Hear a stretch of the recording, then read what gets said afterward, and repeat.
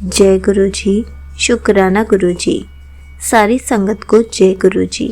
संगत जी, क्या आप भी गुरु जी के वचनों को सही से समझते हैं या फिर उनके वचनों के अर्थों में फंस जाते हैं?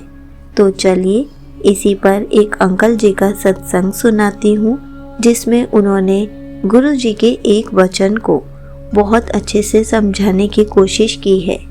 ये सत्संग पूरा ज़रूर सुनिएगा, आपको बहुत अच्छे आंसर्स मिलेंगे।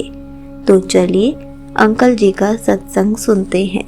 संगत जी, गांव के पुराने वृक्षों की छाया में, जहां हर शाम हल्की ठंडी हवा में किस्सों की महफिल सजती थी, एक समय था जब गुरुजी अपने उपदेशों से सारी संगत के दिलों में उजाला भरते थे। लेकिन समय की बदलती लहरों में उनके शब्दों का अर्थ धीरे धीरे विकृत हो गया।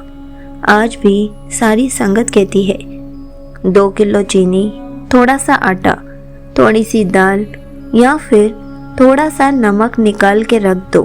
एक ऐसा अर्थ जो गुरुजी के असली संदेश से बहुत दूर है। जब गुरुजी फिजिकल फॉर्म में थे, उन्होंने सभी से कहा था, अपनी कमाई का 10वां हिस्सा निकालो और उसे ज़रूरतमंदों की सहायता में लगाओ। उनका आशय था कि हर व्यक्ति, हर संगत अपने संसाधनों से समाज के कमज़ोर हिस्से की मदद करे, ताकि सामाजिक न्याय और सहानुभूति की भावना पनपे। लेकिन धीरे धीरे कुछ संगत ने शब्दों को तोड़ मरोड़ कर सुन लिया। उन्होंने सोचा कि गुरुजी ने शाब्दिक रूप से कुछ निश्चित वस्तुएं जैसे कि चीनी, आटा, नमक और दाल दान करने का निर्देश दिया है। यह भ्रम इतना गहरा हो गया कि आज भी चर्चाओं में अक्सर यह उलझन बनी रहती है। आज जब गुरुजी अपना चोला छोड़ चुके हैं, तो उनका वास्तविक संदेश और उनकी शिक्षाएं ही हमें प्रेरित करती हैं। गुरुजी की एक संगत रोहित अंकल अक्सर इस उलझन में फंसे रहते थे।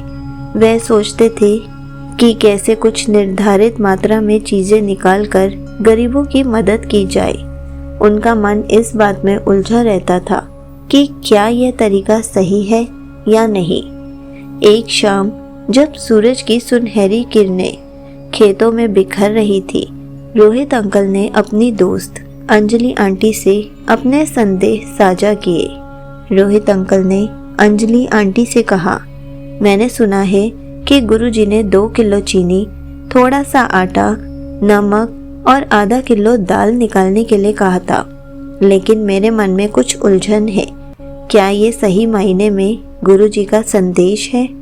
अंजलि आंटी ने समझाया, नहीं रोहित, ऐसा मत सोचो। गुरुजी ने हमेशा ये कहा है कि अपनी कमाई का 10वां हिस्सा निकालो।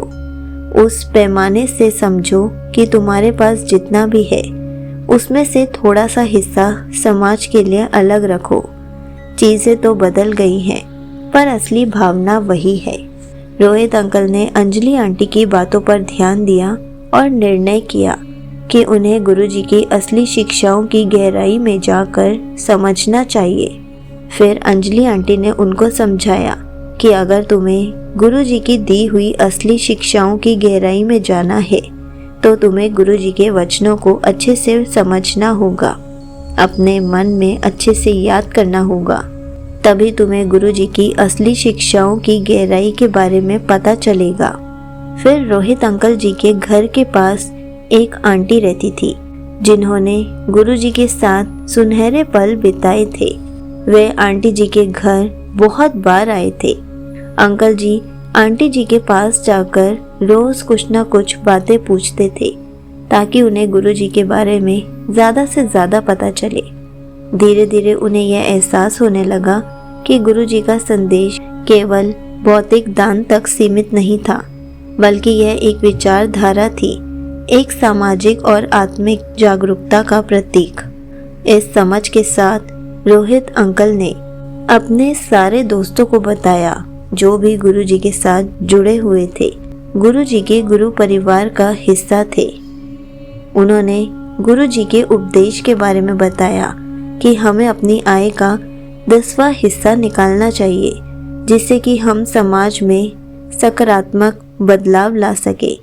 इसका मतलब केवल शारीरिक वस्तुओं का दान नहीं है, बल्कि यह हमारी आंतरिक उदारता और सामाजिक जिम्मेदारी का प्रतीक है। उनकी बातें सुनकर संगत के मन में धीरे धीरे परिवर्तन की लहर दौड़ गई और उनके दोस्तों ने आगे संगत को बताना शुरू किया, जो गुरु परिवार का हिस्सा है, कि हमें गरीबों की मदद करने के लिए केवल सामग्री नहीं देनी है, बल्कि पैसे, शिक्षा, स्वास्थ्य सेवाएं और समय का दान भी उतना ही महत्वपूर्ण है। कुछ ने तो यह भी महसूस किया कि अगर हम गुरु जी के संदेश का सही अर्थ समझे तो हर एक संगत में परिवर्तन हो सकता है। रोहित अंकल ने ज़रूरतमंदों की सहायता करना शुरू कर दिया, गरीबों के लिए शिक्षा का प्रबंध किया और स्वास्थ्य सेवाओं को बेहतर बनाना शुरू किया। धीरे धीरे जहाँ जहाँ सत्संग होते थे, रोहित अंकल ने वहाँ जाकर ये बहुत अच्छे से समझाया कि गुरुजी ने हमेशा अपनी कमाई का 10वां हिस्सा निकालने के लिए कहा है और ज़रूरतमंदों की सहायता करने के लिए कहा है। हमें चीनी, आटा, दाल या नमक निकालने के लिए नहीं कहा है। उनकी कोशिश यही थी कि वो हर संगत को वहमों से बाहर निकाल सके और रोहित अंकल बहुत हद तक सफल भी हुए थे।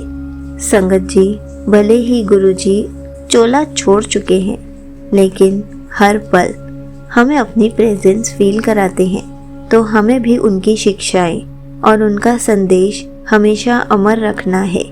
हमें किसी भी वहमों में नहीं पड़ना है, हमें किसी भी गलत चीज़ को आगे नहीं बढ़ाना है।